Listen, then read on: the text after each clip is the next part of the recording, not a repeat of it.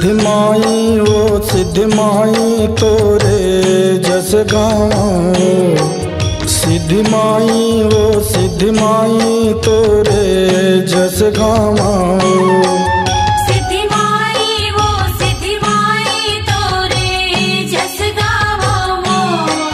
सिद्धि माई वो सिद्धि माई तोरे जस गाऊं। तोरे जस गाऊं दाए जस गाऊं।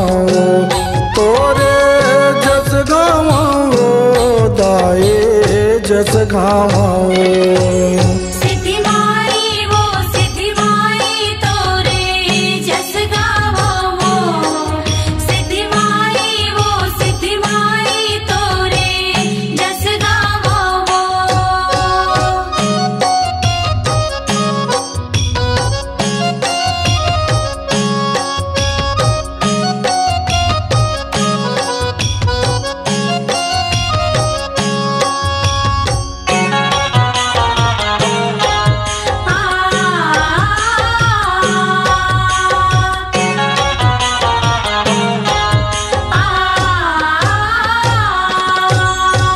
चंडी डंगनिया के मेड़ो मदाए आपन भुवन बनाए वो।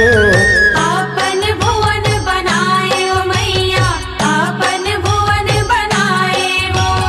चंडी डंगनिया के मेड़ो मदाए आपन भुवन बनाए वो।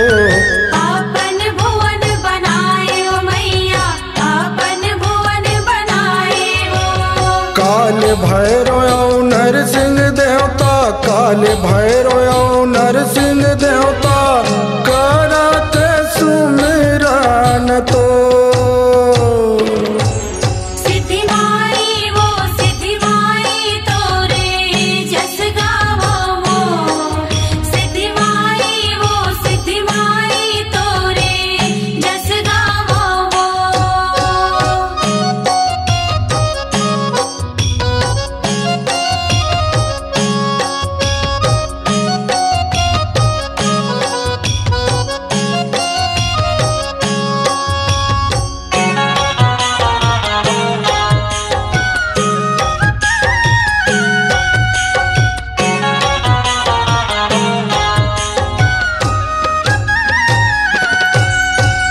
तोर भुवन तुलसी के बिरवा आपन अंगन लगाए वो। आपन अंगना लगाए ओ मैया आपन अंगना लगाए वो। तोर भुवन तुलसी के बिरवा आपन अंगना लगाए वो। आपन अंगना लगाए ओ मैया आपन अंगना लगाए वो। नौ दुर्गा के बीच विराजे नौ दुर्गा के बीच विराजे परसन रूप तो। सिद्धि माई वो सिद्धि माई तोरे जस गाऊं। सिद्धि माई वो सिद्धि माई तोरे जस गाऊं।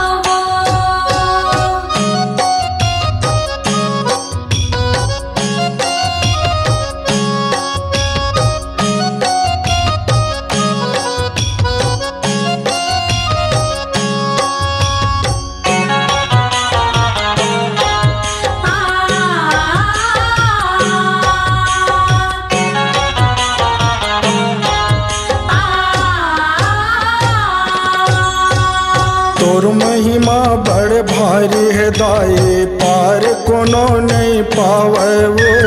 पार कोनो नहीं पावे ओ मैया पार कोनो नहीं पावे ओ।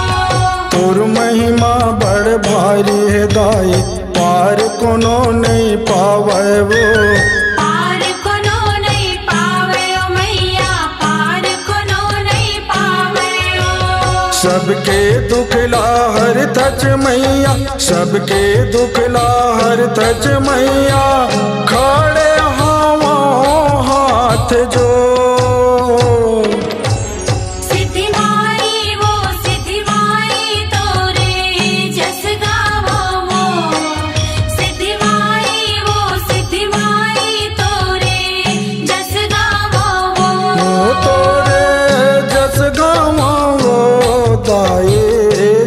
गावो तोरे जस गावो दाए जस गावो सिद्धि माई वो सिद्धि माई तोरे जस गावो सिद्धि माई वो सिद्धि माई तोरे जस गावो सिद्धि माई वो सिद्धि माई तोरे जस गावो सिद्धि माई वो सिद्धि माई तोरे जस गावो। अपनी आवाज को दीजिए एक नया मुकाम। डिजिटल रिकॉर्डिंग की दुनिया का जाना पहचाना नाम स्वरांजलि, जहां गूंजती हैं ध्वनियां अपनी माटी की सौंधी सुगंध के साथ। छत्तीसगढ़ी संगीत के विविध रंग जो पहुंचाते हैं पूरे प्रदेश में डिजिटल रिकॉर्डिंग के संग। स्वरांजलि स्टूडियो, नेमीचंद गली नंबर 2, गंजपारा, रायपुर।